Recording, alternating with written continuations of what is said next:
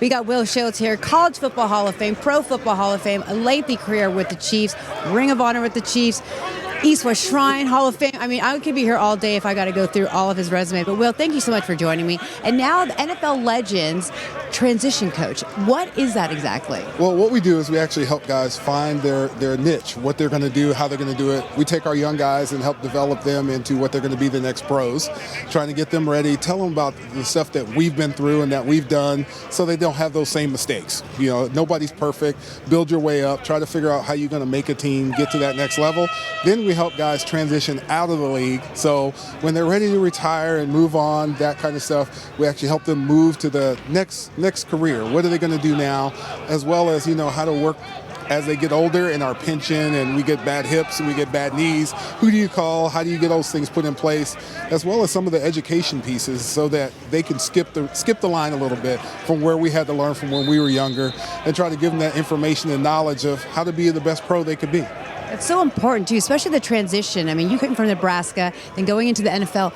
Talk about that time of transitioning and trying to just embrace that and wrap your head around all that. Well, it's hard because you've been a college athlete and you've got some accolades there and you think, hey, I'm the man, I've done this, I've done that. Re-humble yourself and understand you got to start working from ground zero and try to work your way back into being what you can be.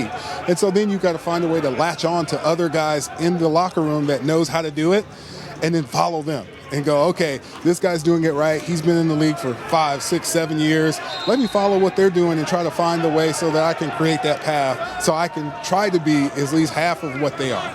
If you were to speak to your younger self, what would have been one of the number one advice you would give yourself? Well, out of all the things that you work through and you build it up, one thing would be probably eat better.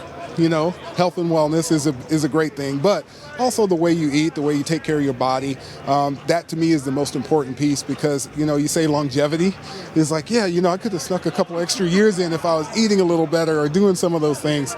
And so that to me is one of those things, but also learn from everybody. Make sure that you take as much knowledge as you can across the board. Anyone you see, you walk across, you talk to them, you say, hey, what are you doing today? How does this work? How does that go? So that you can increase your knowledge faster. Now, Shedeur Sanders is going to be playing in the game.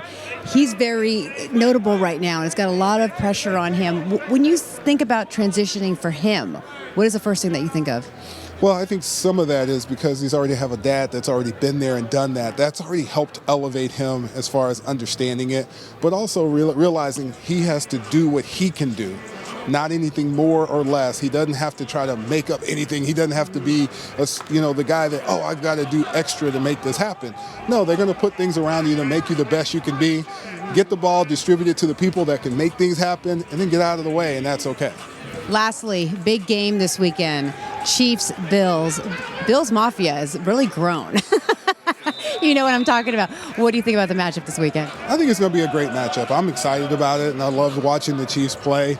I'm sort of indoctrinated there, being 14 years, playing there. So, but I think it's going to be a great game, and that to me is the most important piece. It's good that you're an old guy because you don't have a dog in the fight because you can't be there and make some things happen. Of course, you do have a dog in the fight, though. You're loyal to the Chiefs. Now, of course, you have to move rooms, you have to move places, and that kind of stuff for the mojo piece.